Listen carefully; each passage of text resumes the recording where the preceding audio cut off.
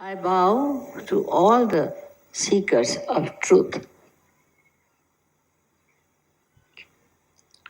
So much has been said, and really my heart is full of gratitude for all of you to come here all the way and the way people have described about Sahaja Yoga.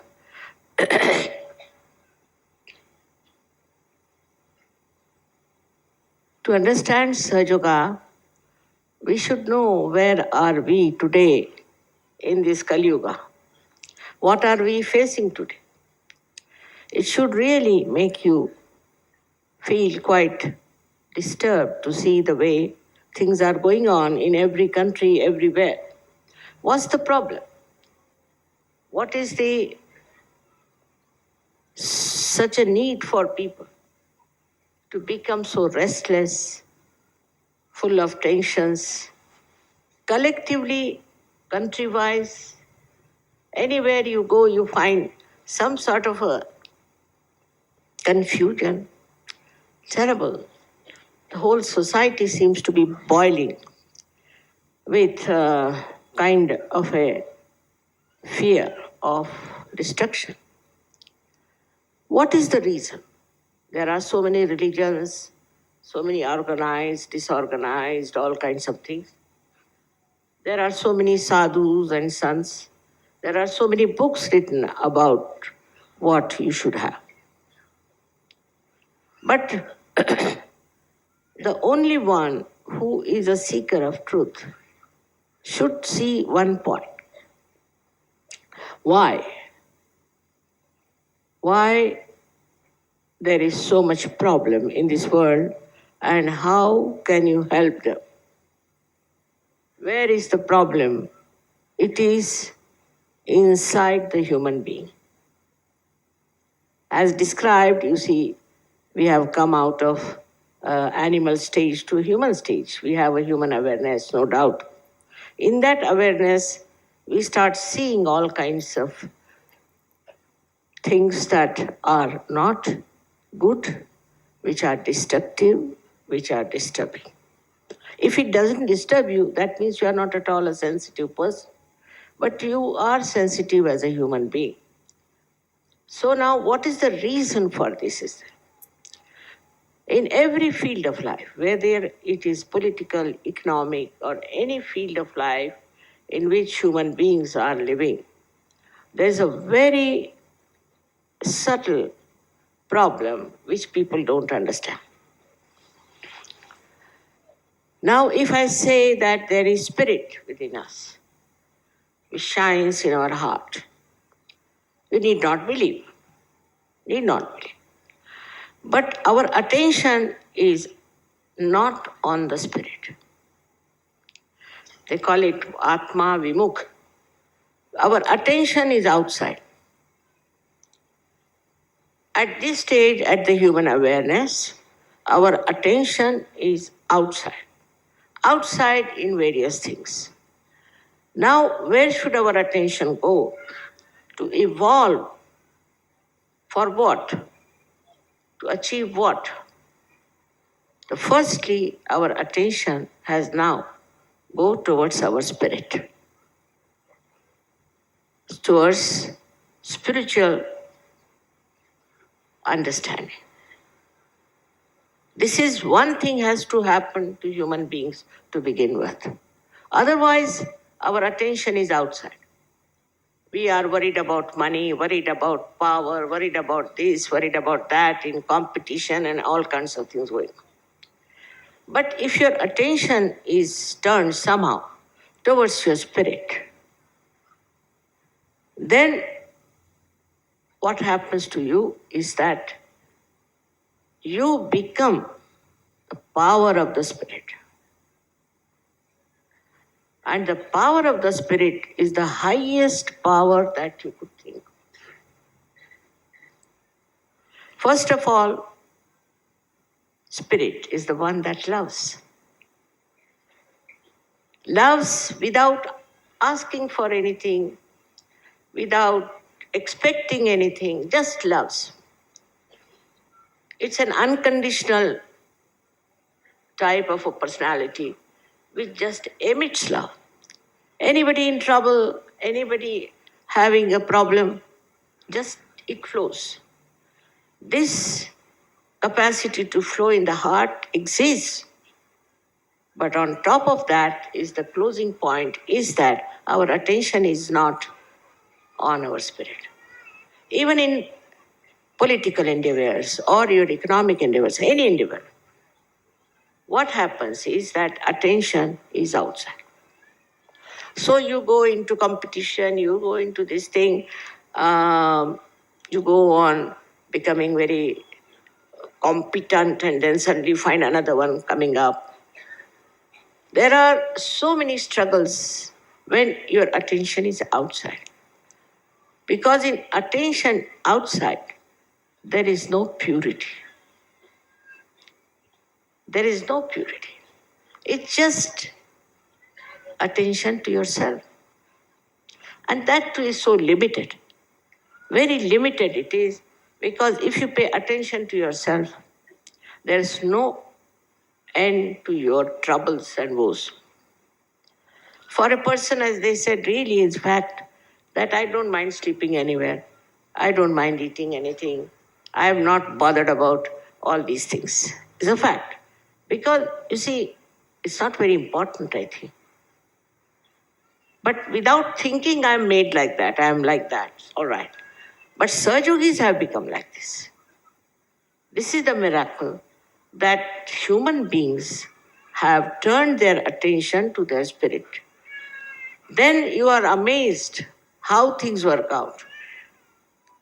Without any competition, without any fights, without any quarrels, how your attention becomes fixed on your spirit. The first thing that happens to you is good health. Your health improves. Firstly, if your health is all right, so many problems are solved. This world, I think, at least 30% people are always sick because of the tensions, maybe because of bad food and this and that. This is first thing that happens to you is your health improves. Today now, in Sahaja Yoga, we have people who have learned that by these modern ways of economics and all that has not given any peace to anyone. We think of America. I've been to America. I know Americans, how terribly disturbed they are. Their families are ruined, their children are ruined, and all kinds of stupid things are happening. Our Indian gurus are going and making a big money there. And they just want peace. They just want peace of the heart. That's only possible when your attention goes to your heart, because in the heart resides the spirit, and the spirit is the source of peace. First is the love, and second, as I told you just now, is the peace. You become extremely peaceful. You become like a witness, and you see the whole drama like a joke. It's nothing so serious to be worried about. It all works out. And this is what one has to become, is to become the spirit, which is your own, which is in your own heart.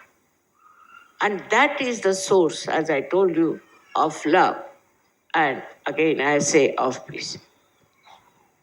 And the third thing that happens to you, that the source of spirit being joy, that joy bubbles in your life.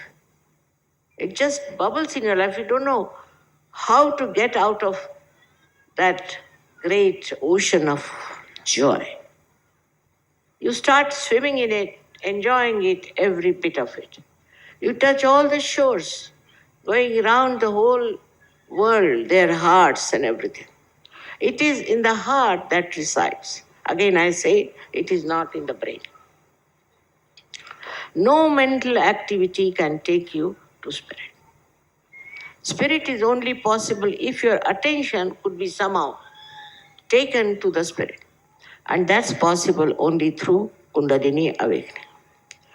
This change of attitude towards life, This chain of complete peace and joy has come to you all because your attention is now on your spirit. Now you don't think of money. Money walks your way. You don't think of power. Power walks your way. And the power of the spirit is the highest, the most powerful, and the most righteous thing. It is not necessary that you should become a sannyasi, sadhu, baba, do all kinds of things. No necessity of these rituals. The spirit is residing within you. Already all you have done in last lives. Now this life, only thing you have to do is to put attention to your spirit. And that's only possible through the awakening of this Kundalini, the primordial mother. When she starts, that's also your own. When she starts rising, she passes through these centers and enriches them, integrates them, and pierces through the last fontanelle bone area and makes you connected to this all-pervading power of divine love. But this power of divine love is not only the love, if you want to say, it is also peace and joy. And also it is the superior wisdom. It is rather subtle for normal man to understand, I know that. I've gone through that. For persons to understand that one can become the spirit. But this is in the evolutionary process. Today is the time for people to become the spirit. This is the blessing of this blossom time, as I call it. And people have to become the spirit. Otherwise, what is left of them is like all other human beings who will, I don't know where they'll end up. So this is an essential step today to become the spirit. All the saints, all the prophets, all the religions have talked about it. Not that they have not. Of course, we have twisted them, we have made separate things. But it's only one simple thing is that you are a spirit.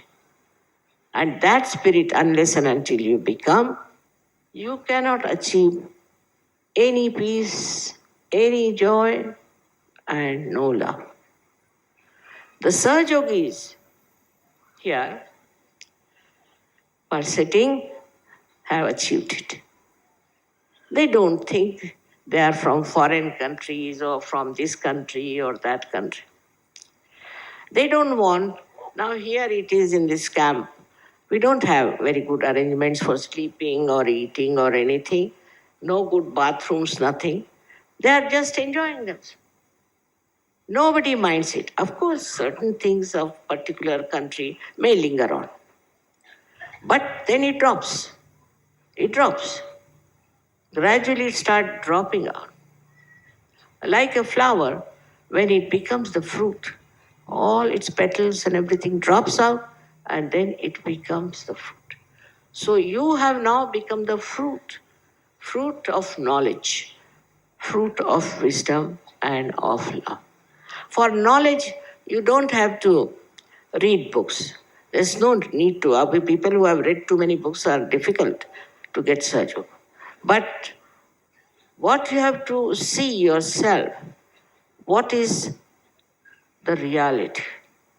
But that's only possible if you are a realized soul. Otherwise, you get lost in the illusions of the world. You live with the illusions all your life, struggling, fighting, and I don't want to say what's the end is. So a simple thing that has happened with Sahaja Yoga, in your evolutionary process, your attention now has gone to spirit than to anything else. As soon as the power of the spirit comes, you find yourself successful in everything. You don't want, you don't ask for it, and if you are not, you don't mind. You don't mind. Because you think they don't understand, it's all right, forget it. So there's no use fighting for it, asking for it. For this, one thing is important. First and foremost thing, you have to forgive everyone. Human beings, I don't know, sometimes they're illogical. Supposing somebody tries to harm me, all right, I forgive him, forget it, because I have no headache of that. What he is trying to do is to give me a headache, which I will not take. I just forgave. So that is a very important point that Christ has also said, that you have to forgive. Muhammad Sahib has said so many things, but I don't know how people have twisted. Christ has said so many things, how I don't know how they are being twisted. Every one of them has said one thing, that you have to become the Spirit. And how people have twisted it and have formed so many religions, and in that religion, why should they quarrel? If there is one God, there should be no quarrel. Now in Sahaja Yoga, you find people have come from different faiths, different countries, different ideologies, everything. One thing great about Sahaja Yoga is they are very pure people. There's so much of purity in them. There's no problem. I do not have that problem of immorality in Sahaja Yoga. But we don't find anybody being immoral. If somebody has been immoral, he just gets corrected. If somebody has been cheating, he gets corrected. If somebody has been a corrupt person, he gets corrected. Because Spirit gives the light for you to see for yourself what is good for you. Supposing you are going on a road and you are blind, you can walk into a ditch. But supposing you have the light and the eyes open, you know how to go.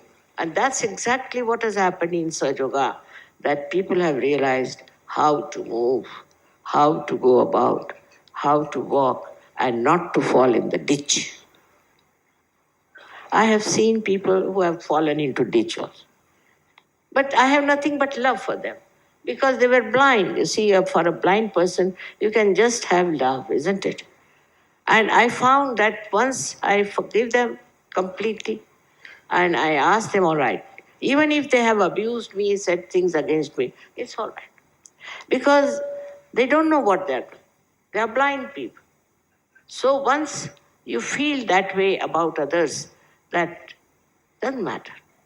Whatever they have done, whatever they have so far so-called harmed you also, is no harm to you, because you are standing on a pedestal of truth. So the second point is that the Spirit is the source of truth, not of untruth. For example, there is some false guru. Immediately you will know he's false. How? On your vibrations, on your fingertips, you know that this man is false. It's all said by Muhammad Sahib, that your hands will speak at the time of resurrection. That exactly happens, that you see this is the trouble. Now, if you want, you can avoid that person, or if you want, you can bring him around and put him right. But we should not try on the complicated characters very much. In the beginning, I said, because they will complicate you. Now, those people who have matured in Sahaja Yoga can easily manage that also. And also, we must know that all the elements are working for us. All the events of the world are just to show how wrong things are wrong and how right things should be. Say, for example, when Hitler came, he started destroying people, and he took 9 years to build himself up. And he did all kinds of things which cannot be forgiven by anyone. But he died. And suddenly you find in Germany, people are so enlightened now. You heard some people. I was amazed how they are so enlightened about love and about the divine. All these countries I've seen are doing so well unexpectedly. Imagine in England, who came to India and ruled us for 300 years, there are so many Sahaja Yogis. And also, as you see today, when I speak there, we have The whole hall filled up with people in England. I have seen also in the countries like Russia, where these people were on the verge of collapsing after they started on democracy. Whether it is democracy or communism or anything, these are all isms. You have to come out of it and see for yourself that so-called democracy has become demonocracy. So-called communism has failed. Why? Basically, what's wrong with them? It was all based not on the spiritual level. There was no spirit involved. It was all based on,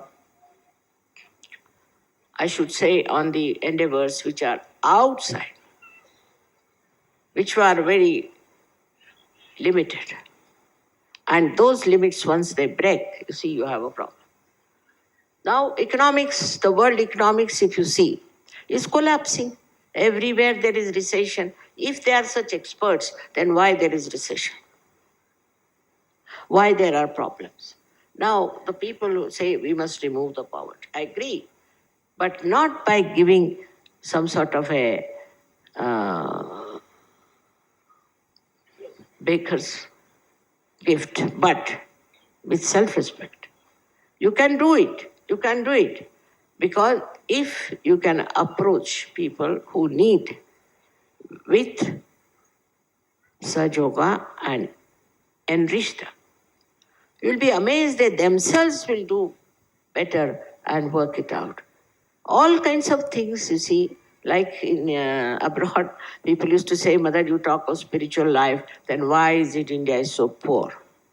I said, they are not so poor in spirituality.